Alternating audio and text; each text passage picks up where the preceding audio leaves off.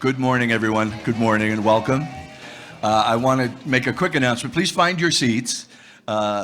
Food and beverage will be served throughout the entire event. Beverage is right over there. The bar is open, obviously. And food is at the back, and delicious food, and all treats that Kathleen loved. So help yourselves, make a plate. Feel free to move back and forth and around as we're going through the program. Also, silence your mobile devices, please. Always a tricky thing. So I'm just going to throw that out to you now. Silence your mobile devices. There's going to be some fun. We'll be laughing, but there'll be some quieter moments as well. So we don't want them interrupted by our fun little ringtones. So I'll give you another moment or two to just get settled, and then we will begin the program. It's loud. I have a brief announcement myself as I turn my own phaser to stun. We have a guest of honor here sitting up front. Most of you cannot see him, so I'm going to hold him up. In fact, Earl, say hi to the camera. This is Earl Bear, and he was the support bear for Kathleen. So he has place of honor.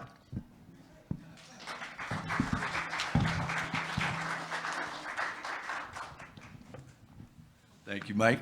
Thank you, Earl. Welcome, everybody. It's great to see so many faces here. Michael and Mac wish me to welcome you all, and thank you for being here today. We're very grateful that you're all here to join us in this celebrating the life of the remarkable, the spectacular Kathleen Thompson. Yes.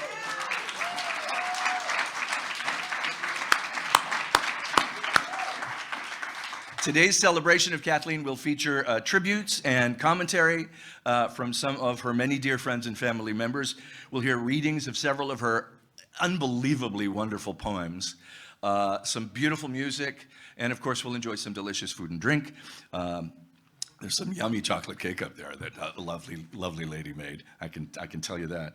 And we have a few other surprises for you. To begin, Michael wished me to let you know that a wonderful organization called Open Lands Tree Keepers, an ever-growing community of tree ambassadors that care for urban forests throughout Chicagoland, will be planting a tree in memory of Kathleen, which is fantastic.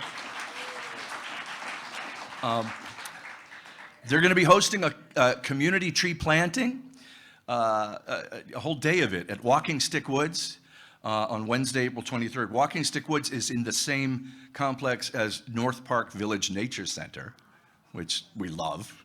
The area is being cleared of buckthorn for the first time, yay. And it's being adopted by the team at the Nature Center. So Mike, friends, family, extended family, everybody, welcome to come and help plant that tree for Kathleen and do some other plantings as well. Great day it will be. Mike will no doubt have additional information for you that'll go out as we approach the event date. And another spectacular company of brilliant arborists, Bartlett Tree Experts, will also be planting a tree in Kathleen's memory. Now, to learn a little more about this, please welcome Scott Jameson. Thanks. Very nice. Thank you so much. A lot of my tree friends here, we all know trees have tremendous benefits. And one of the things, though, that the greatest benefit is they bring people together. Oh, hi, Julie. And they brought Mike and I together years ago. That's how I first got to know Kathleen, was Mike and I doing tree stuff on the radio, and It's a Wonderful Life at our home and all that sort of thing. Kathleen also created these wonderful awards for the Midwest Ecological Landscape Association. I was actually honored to get one of those. The Polaris Award, I think, is what we called it. So she made those. So, but of all the benefits that trees do, they bring people together. One of the greatest things I think they do is honor people. And so that's what we're going to do. And I'm glad Tree Keepers is involved with their tree planting. I'm a longtime tree keeper.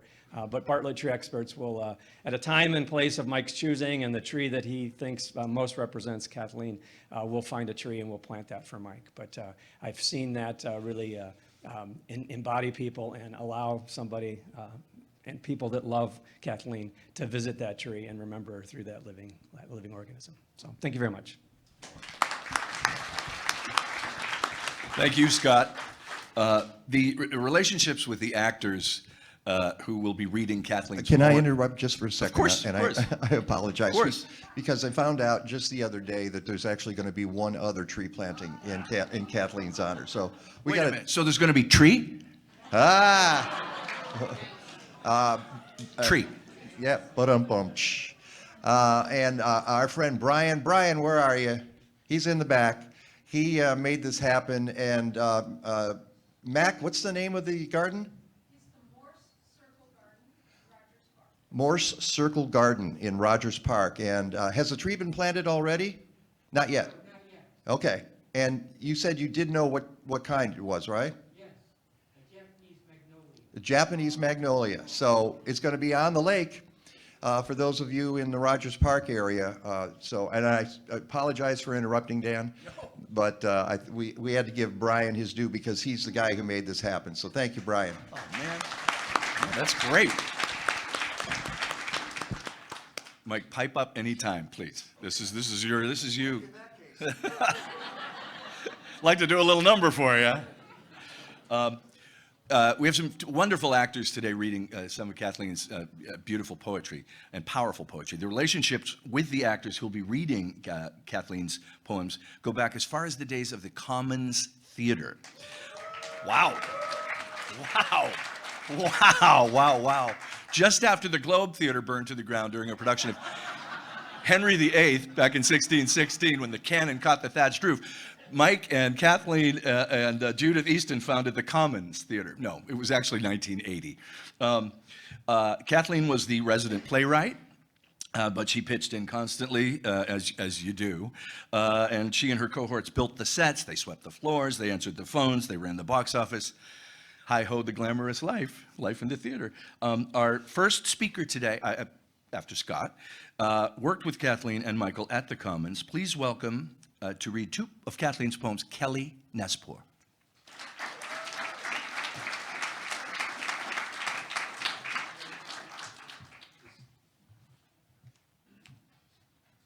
You can lower the mic a little bit if you need to there. I don't work with mics. Oh, okay. You know, I mean, That's fine. I will. Changeling. They were vigilant as other parents. She washed a cup and watched the child chase dust motes in a stream of light. The crib was placed an arm's reach from the bed in which they slept. Plump, soft, one dimpled hand curved, still against an unmarked cheek. Some motion there may have been at the window. The curtain may have shifted in the frame. The wind, perhaps. The cradle seemed to rock, the play of moonlight, maybe, on the polished wood. At dawn, the child woke, crying. Its eyes were bright now, quick and dark, and fretfully its thin legs twisted in the sheets. Its parents dressed it, fed it, watched it grow, and neither spoke the word or even said it. Changeling ever said it. Changeling never, changeling said it in their sleep.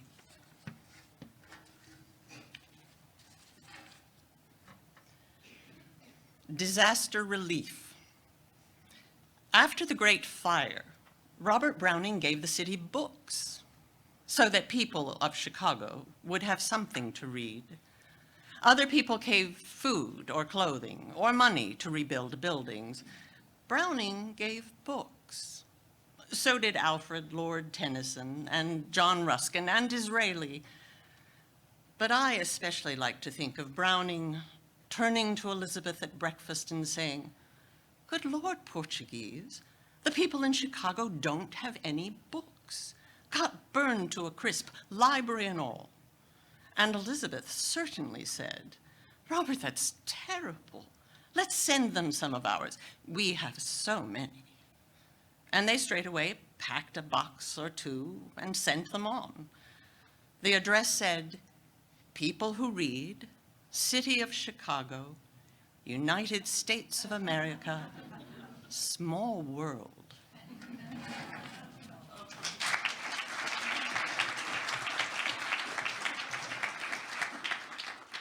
Thank you so much, Kelly. Before we proceed to Andra, quick announcement. There are some folks who have come in. They can't spot the seats in the room, but there are some house left and house right seats wide open, tons of them here. And if you would raise your hands if there's a free seat at your table, that would be great. And feel free to swoop on in, grab a seat, a chair. Don't grab a seat. That's very untoward. But getting more acceptable, I understand. Go figure. And it's now my pleasure to my great pleasure to introduce Kathleen's longtime friend and collaborator, Andra Medea. Ra.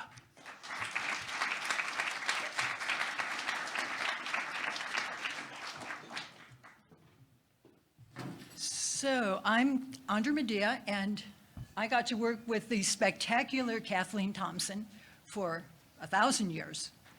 And, you know, like so many of us, we could just list off the different things that Kathleen did and founded and got started. First Women's Bookstore in Chicago, drop-off point for Jane, the underground abortion service. First Lesbian Writers Conference, first modern book on rape, founding the Commons Theater, co-founded. This is the list. And Kathleen kind of did this all her life. And founding organizations is hard. Like, most people get to do one or two in a lifetime. And Kathleen just did one after another after another. And she made it look easy, which was so deceptive, because it's not easy. And I don't think many people had any idea what kind of price she paid for all of these things that she did, because she really believed in bringing good into the world, and she got that done. So I got to know her when she had just first started this bookstore in Chicago, little scrappy place, used books, coffee in the back, couple of chairs. I don't know if she sold any books. She must have sold something sometime. But anyone would wander in. So 1970s Halsted Street, there were some pretty interesting folks wandering in, and Kathleen would sit and talk. I was one of those peculiar people wandering in. I was this scrappy teenager from the South Side, scruffy thing, and did not have a dime to buy a book, but that didn't bother Kathleen at all. This was a world of ideas, and Kathleen wanted to talk. So Kathleen helped me think through the first conference here in Chicago on rape.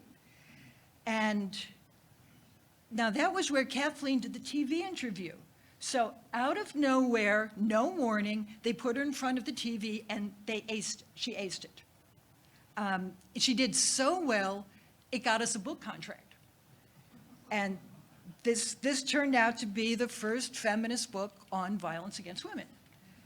So now,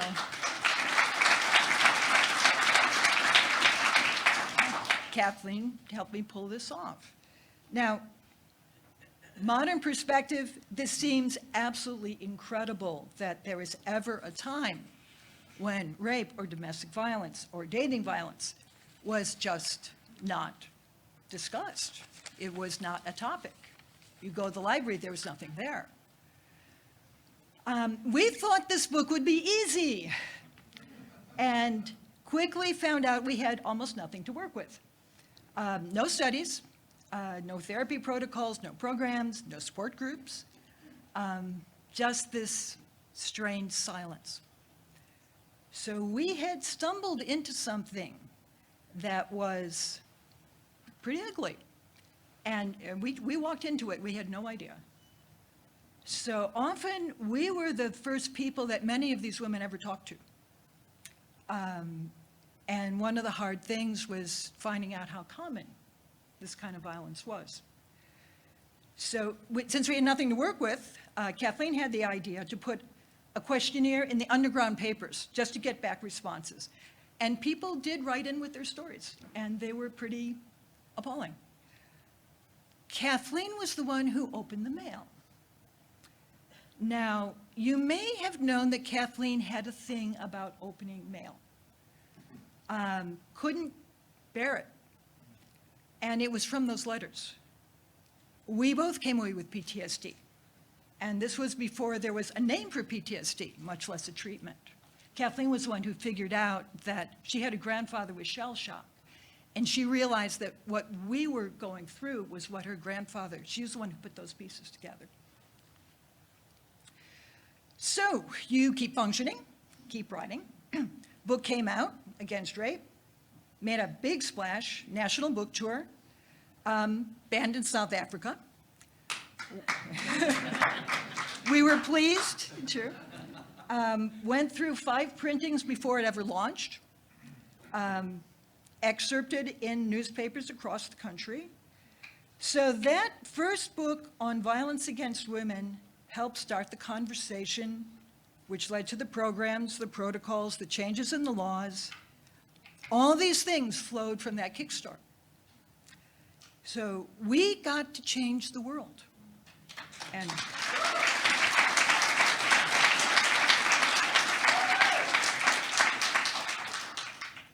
And not many people get to say that. Now, it cost, and in 50 years, I realized Kathleen never mentioned this topic to me again unless she was triggered. 50 years. So, but from there, we did more projects, dodged away from anything nasty or cruel. Wrote harebrained, wacky children's scripts for SRA. Jan, who somehow put up with us. We pulled in things under deadline, under insane numbers and pressures. Jan took us out to a very nice restaurant downtown where we beat each other with rubber chickens. This is true. And then we wrote Caught in the Act, Kathleen and I. Kathleen did both script, worked with me on the script, worked with Jan on the lyrics. Jan, who somehow gallantly produced this thing, I don't know how, all of us operating by the skin of our teeth. So, Caught in the Act, all women's musical comedy about 2 female jewel thieves in the 1920s, because who didn't need that, right? It was so much fun, a therapist prescribed it for her patients. We had people who came back every week for the run of the show. It really was a blast. So Jan and Kathleen did these lyrics that would have given Cole Porter a run. And I'm just going to do one from Rip Off the Rich Folk. I'm not going to try to sing, but. Rip off the rich folk, steal from the toffs, clean out their penthouse apartments while they're out playing golf. While they're making the croupiers smile, open their coffers and show all the scoffers that burglary too can have style. Rip off the rich folk, burgle their rubies and pearls, bamboozle barons and countesses, victimize viscounts and earls. Plunder and pilfer and purloin and liberate, ravage and rifle and rob. Pocket his watch when the gent condescends. Rip off the rich folk, but don't rob your friends. It's not classy to rob your friends. Okay? So it even had its moral. So, again, so raising money for a revival to this show, our cast sang Rip Off the Rich Folk for backers at a Gold Coast high-rise. Oddly, it didn't go well.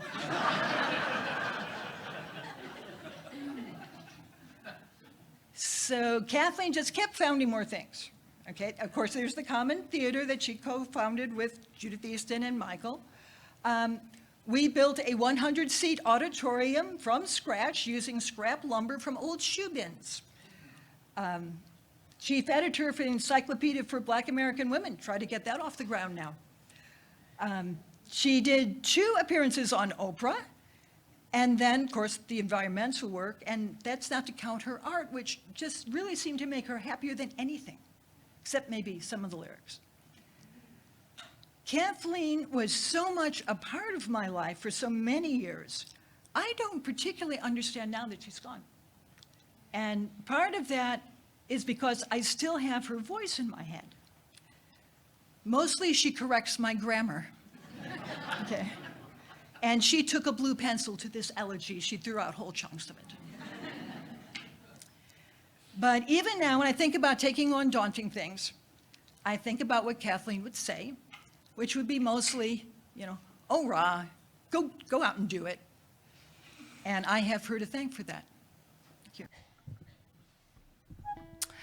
Well, I lived with Kathleen from 1974 to 1976. And we just remained great friends forever. I moved away after that to go to music school, but no matter how much time passed before we saw each other or spoke, we always just picked up wherever we left off. We always understood each other. She was one of my best friends ever. When we were looking for an apartment, Kathleen had yet another enterprise in mind that probably many of you never heard about. She wanted to open a batik store. And batik is a technique many of you probably know where you melt wax onto a piece of cloth and then you dye it. So it's kind of like tie-dye, but you're using hot wax. So I'm like, yeah, sure, a batik store, sure. So we found an apartment on Webster Street in Newtown that had a storefront, and I immediately got drawn into the very odious task of lifting off the entire linoleum floor because Kathleen had to have hardwood floors. So I got drawn into that and sanding and varnishing. And then when she opened the store, our apartment kind of became an extension of the store because it opened up into our kitchen. And she had a partner, Diane, who was always around. And we pretty much had like every sink and bathtub full of dye and cloth and shirts and, it was just, it was kind of hard to take a shower there sometimes. And there were just a lot of people around. She was involved with Jim Schultz at that time. He was around a lot. And just lots of friends. And she had students. She was teaching batik. Again, I don't know if this was a very profitable enterprise. I don't remember that part. But she made some beautiful things. I had a shirt that I wore for years before it just kind of disintegrated. And so it was a very lively time there. But in the way back of the apartment, I had a little room, and I was studying classical guitar very seriously and practicing about 3, 4, 5 hours a day, probably. And Kathleen absolutely loved to hear me practice. And practicing isn't always that beautiful because you have a metronome going sometimes, or, And maybe if I was playing like tuba or bagpipes, she might not have liked it. But classical guitar was kind of a gentle thing. And she just always said that she loved to hear somebody working at something creative while she was working at something creative. And she was either working on the batik stuff or she was writing, and she has told me for the rest of just forever how much she enjoyed hearing that music around. So I wanted to play a beautiful, very short piece that she would have heard me practicing back then. It's by a composer named Fernando Sor from the early 1800s.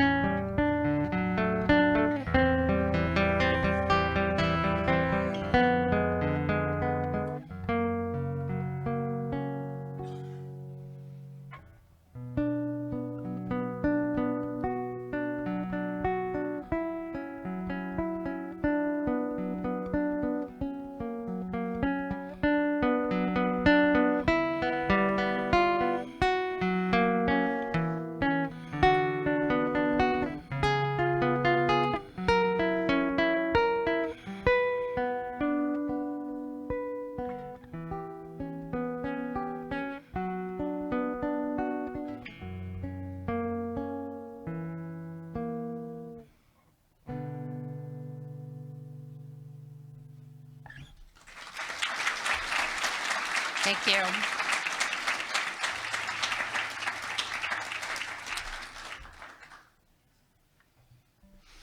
Thank you.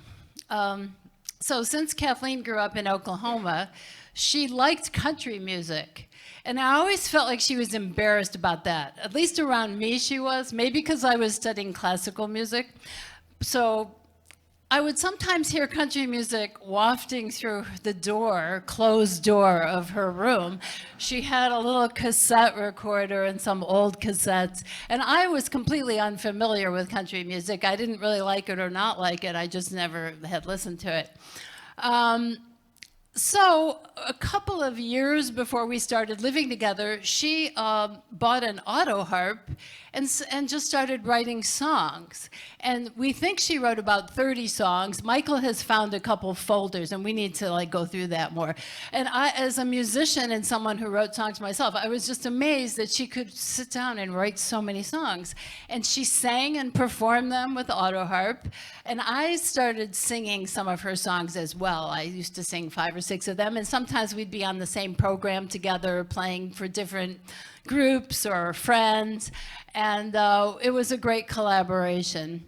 Now, she did not write down the music, the actual melodies. She wrote down the lyrics and the chords, and there's only one that I actually remembered completely, and I want to finish by singing this song of hers. It clearly demonstrates her unsentimental side. It's called "How Can I Miss You When You Won't Go Away?" So, Kathleen.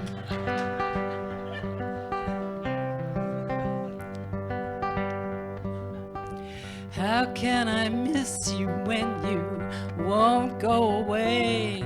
I'd cry if you left me, but you always stay. I've got those I'm not missing you, you're not leaving me blues.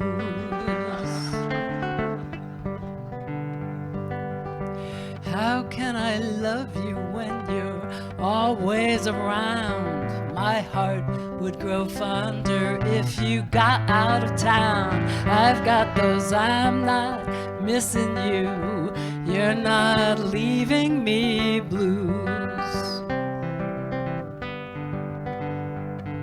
I wake every morning and your face I find. If you got out of my sight, I'd let you into my mind. I've got those I'm not missing you, you're not leaving me blues. I'm crazy about you, babe, you know that I am. Why don't you let me tell you all about it by telegram? I've got those I'm not missing you, you're not leaving me. I'm not missing you, you're not leaving me blues.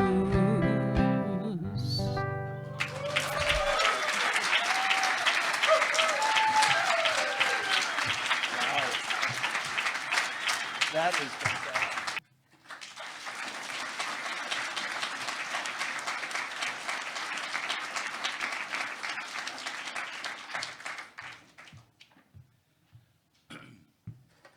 Thank you, Andra. Ra is like the coolest nickname ever, by the way. Ra is a nickname. That's, and now I'd like to welcome to the stage Ellen Duncan Nugent, who will join us to present 2 more of Kathleen's powerful poems. And Judy, you'll be up next if you can hear me.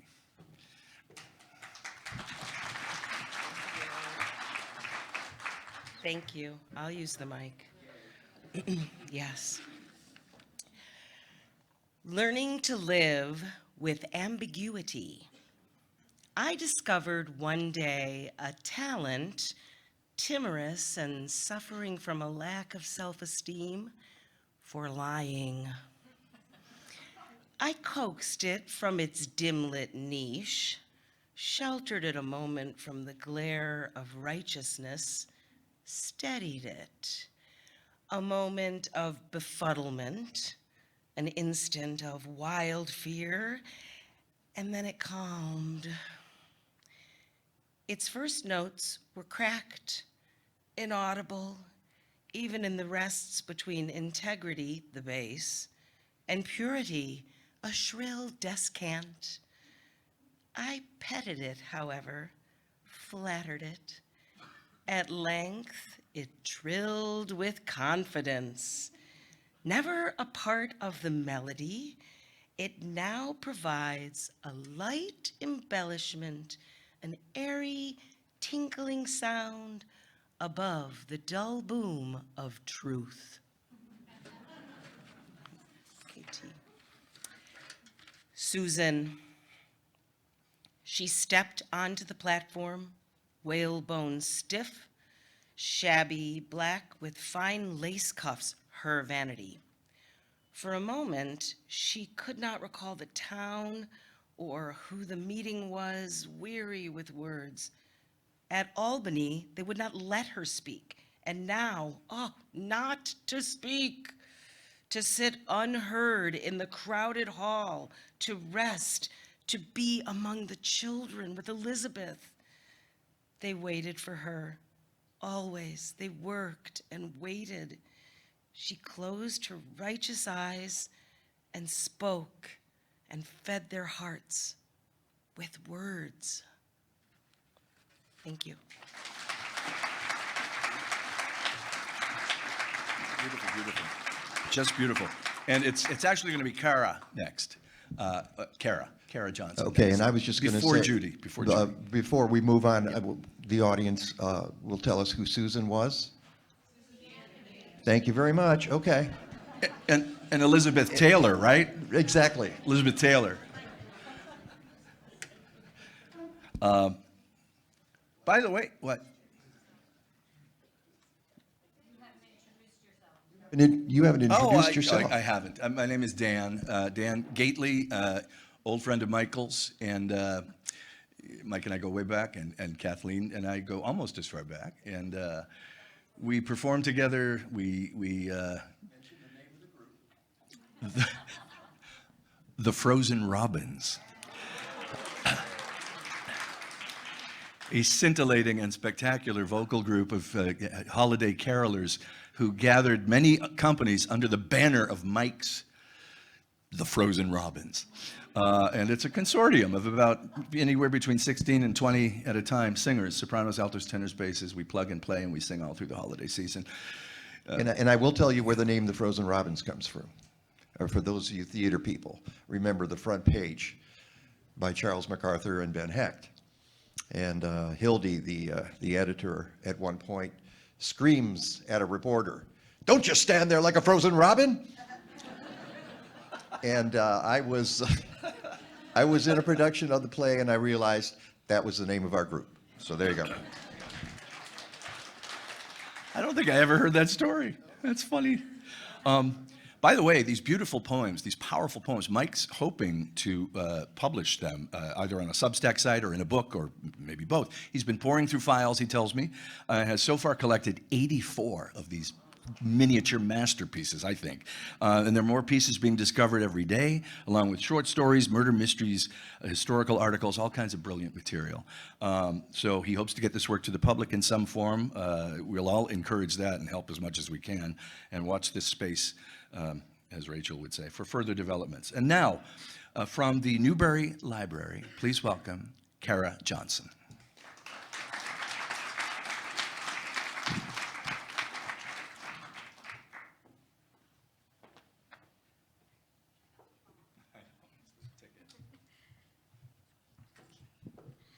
Hi, everyone.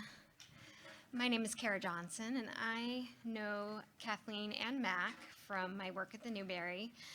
When I agreed to share some brief remarks today, I didn't consider quite how difficult this would be, so I appreciate your patience. I was fine until I saw Earl Bear, but I know I'm in good company.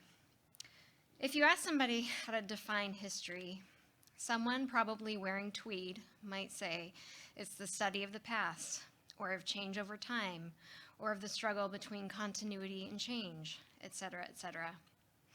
But I define history as the study of stories.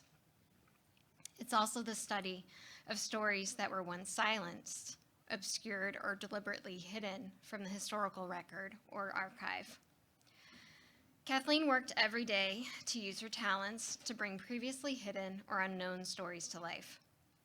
As a writing consultant for the Newberry's digital education website, alongside Mac, Kathleen used the Newberry's collections to highlight diverse stories of the past, ranging from oral histories and photographs of African American entrepreneurs starting and running successful family businesses during American Reconstruction, to Chicago area examples of blockbusting, redlining, and other forms of housing discrimination against African Americans, to oral histories of formerly enslaved peoples interviewed by the Federal Writers Project.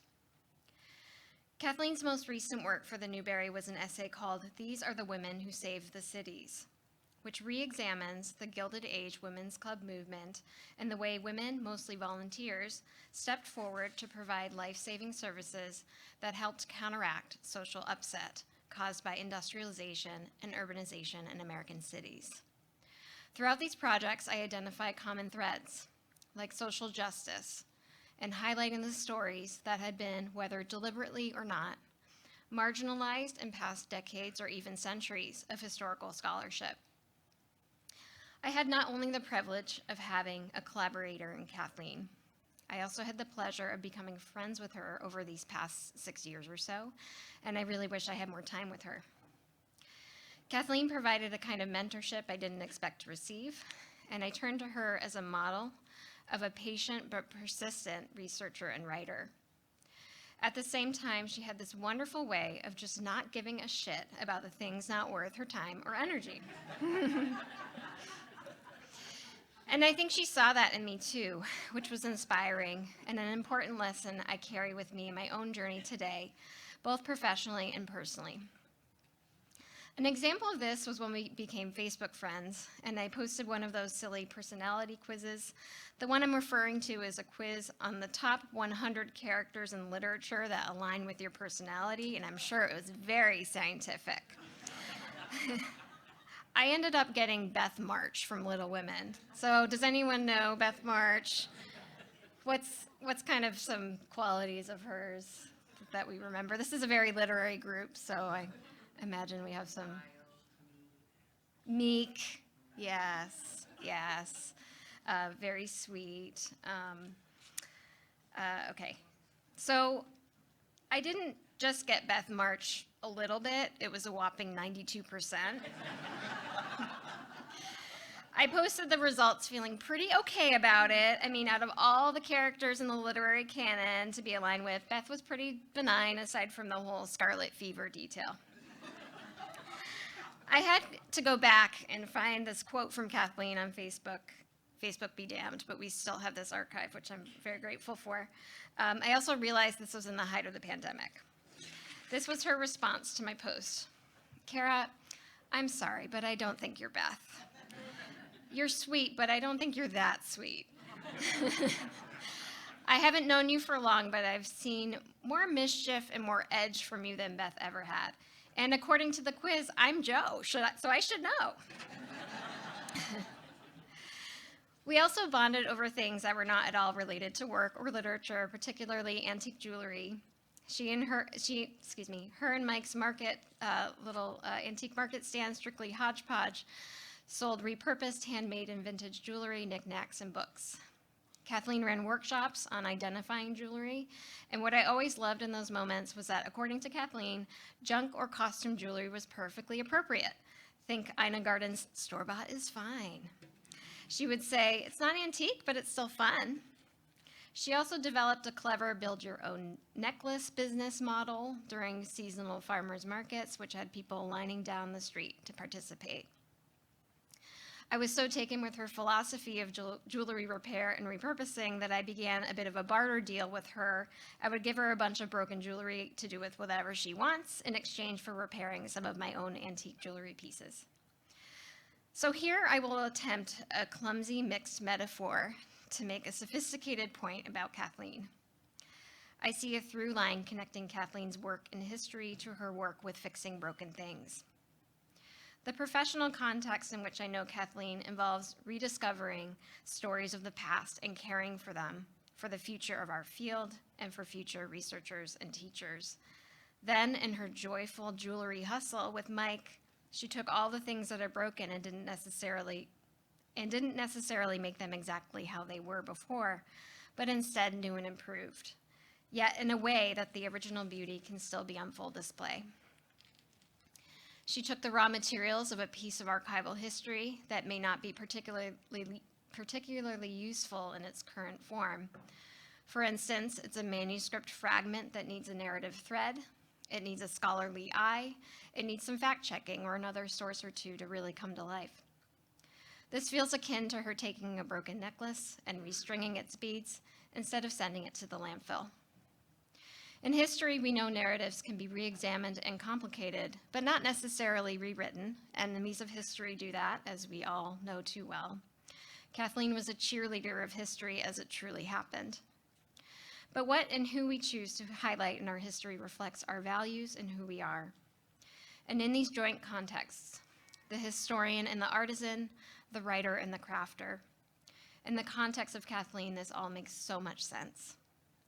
It is part of her narrative of community building through education and activism within her various communities, whether it be with scholars, librarians, teachers, textbook writers, playwrights, actors, political organizers, farmers market shoppers, or gardeners.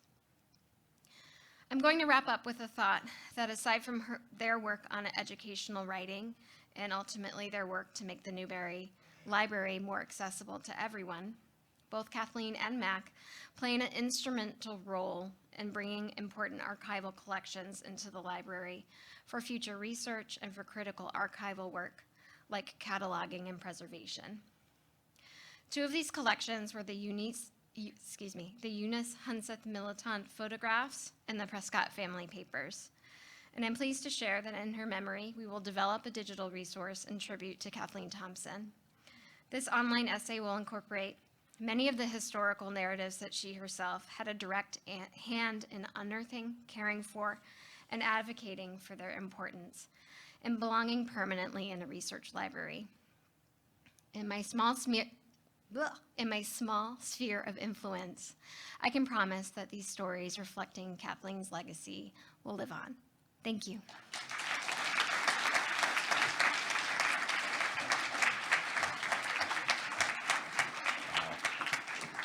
Thank you, Cara. I took that same literary top 100. They pegged me as Neely O'Hara from Valley of the Dolls. And now I'd like to welcome to the stage Judy Handler. And as Judy comes up, I have to tell you that Judy has known Kathleen for a long, long time. They used to collaborate on tunes. Judy's a wonderful guitar player and composer and lyricist, and she flew in from Hartford, Connecticut to be with us today, which is lovely. We're going to clear the way for her. Thank you so much, Judy. That was really fun. Really, really fun.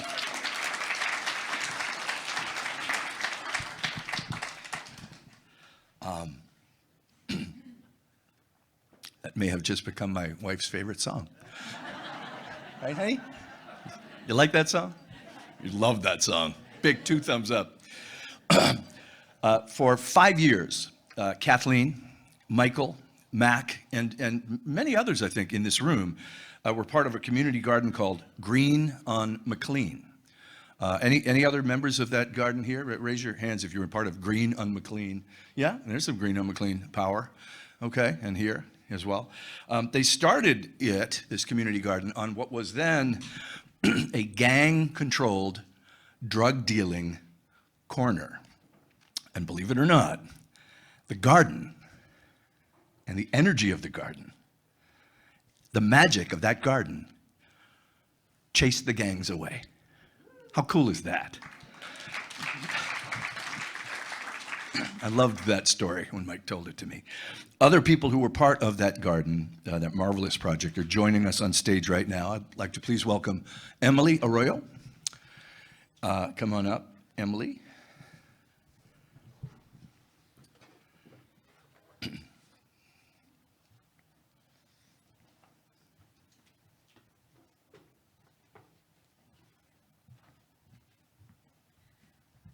Hello, everybody. I'm Emily. I grew up on that same block where we had the garden.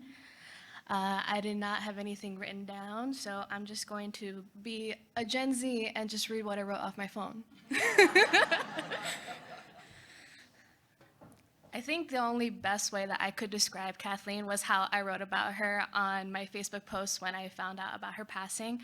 And the only appropriate word that I could use to describe her was that she was a badass. Because she really was.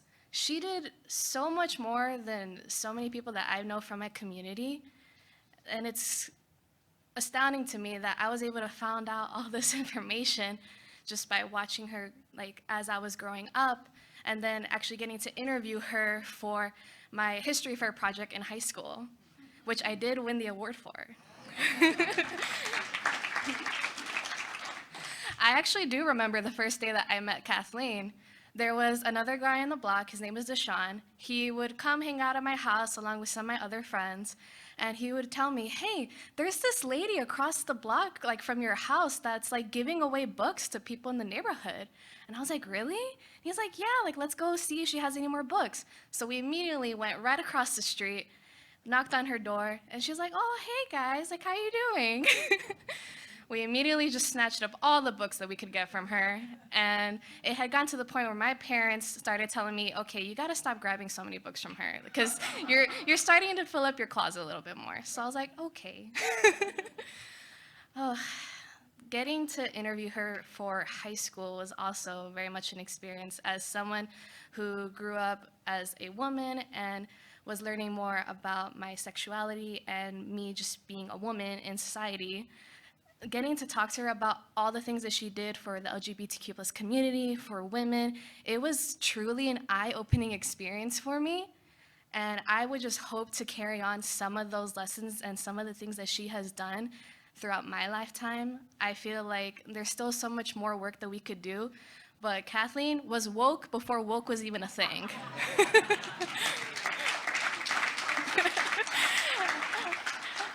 And I don't know if there's anyone else from my neighborhood that's here today, but I just want at least all you guys to know that I will carry on all the lessons that she has taught me to like the day I die. I would hope to aspire to become somebody like her, somebody who is brave, who's courageous, who is innovative and creative, and truly just a badass in life. Thank you.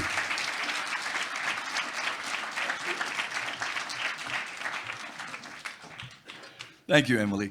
And now I'd like to welcome to the stage to present the final two poems today by Kathleen. Ladies and gentlemen, please welcome Colleen Crimmins Rosen.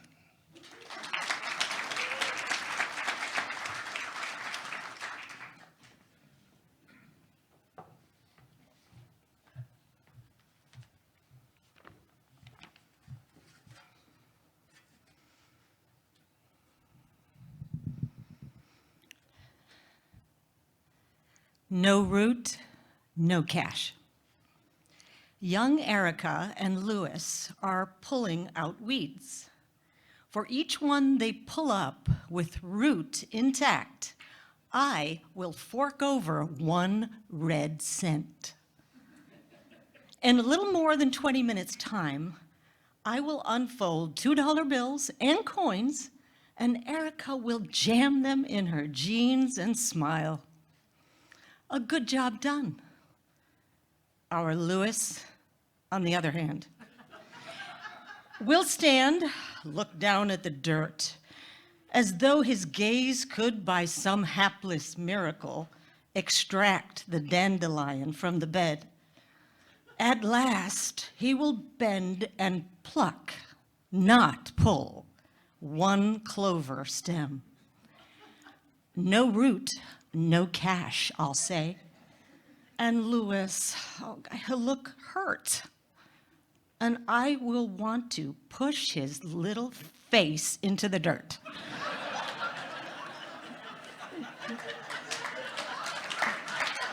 Funny. Very funny. The street was busy and the night air cold.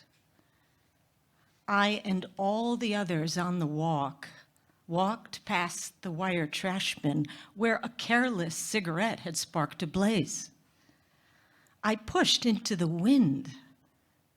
I noticed you were gone and turned. You stood, slightly bent from the waist before the bin, striking a pose from some old film, your hands held up to the flame. The long scarf wound around your neck, whipped out across the wind. The wild brown curls, brushed cheeks, touched gold by firelight and flushed red with cold. I laughed, and you ran towards me, and you laughed. And the shoppers stared, and we laughed. Then you caught me in your arms. Thank you.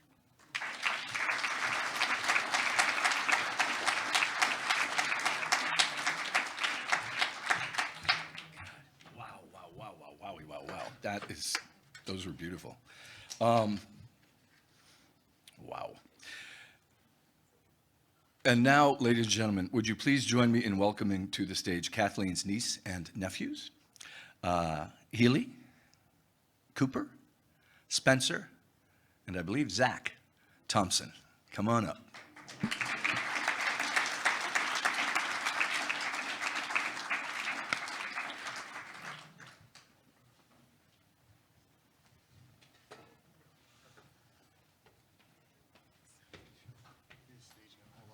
I think so. The microphone might be too short, though. We can raise it up. We can raise it up for sure. Let's get this thing up high. Is that about right? That's a little better anyway, right? That's a little better. That ought to do it. It's twisting.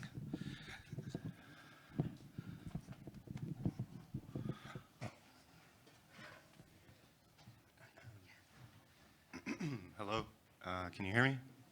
Okay. Hi everyone, my name is Zach Thompson. Okay, I'll talk right into it. Maybe I won't look at everyone, I'm a bit stage shy. I want to say thank you for being here, for Kathy and for Michael as well. And to all my aunts, Sarah, Tracy, Kathy, Jan. We have beautiful, intelligent, strong women in our family that care deeply about not only us, but her second family and even strangers she doesn't know. I have early memories of Kathy.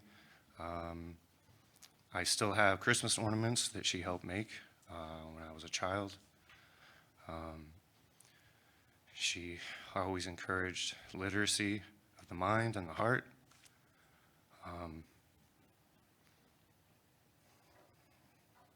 Thank you, everyone. Love you.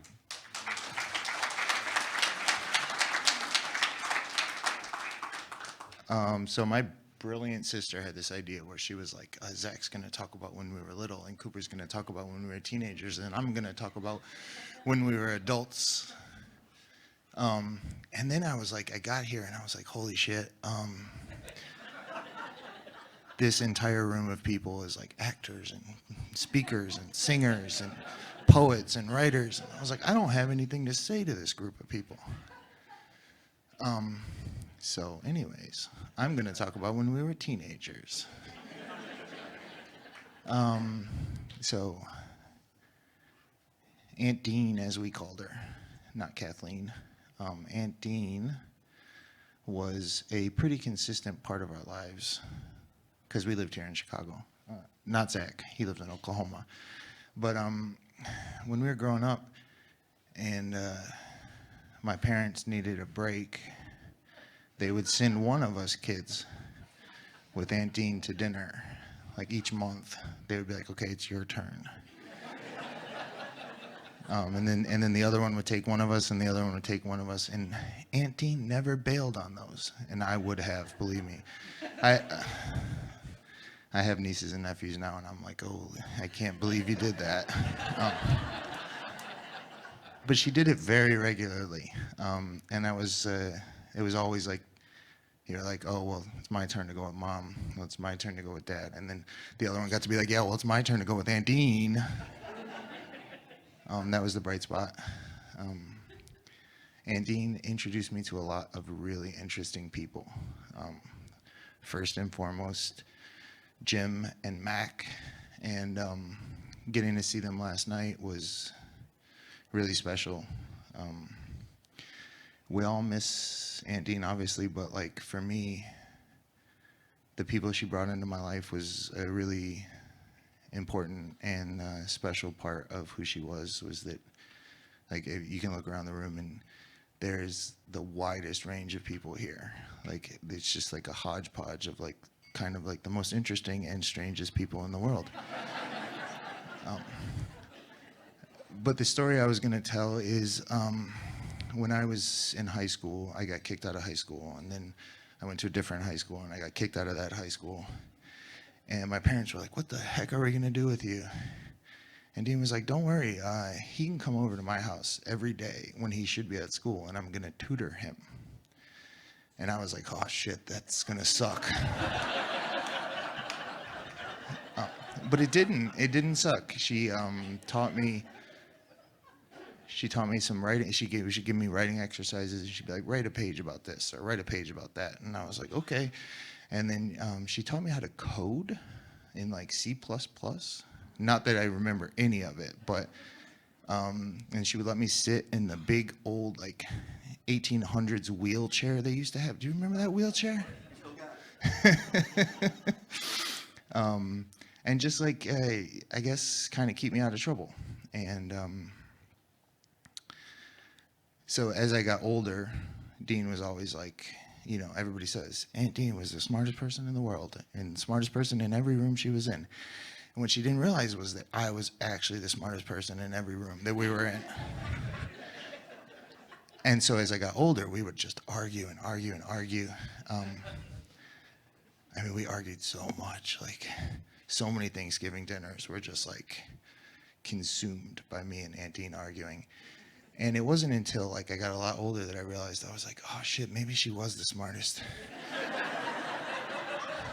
But anyways, I was really lucky. I got to see Dean on Thanksgiving, this most recent Thanksgiving. And I got to spend a couple hours talking to her, or maybe an hour talking to her and Michael. And it was really special because before we knew it, she was gone. But like Zach said, I want to thank everybody for being here today. I'm sorry for not making eye contact. I'm really bad at that. But yeah, thank you. And Earl, I'll miss you.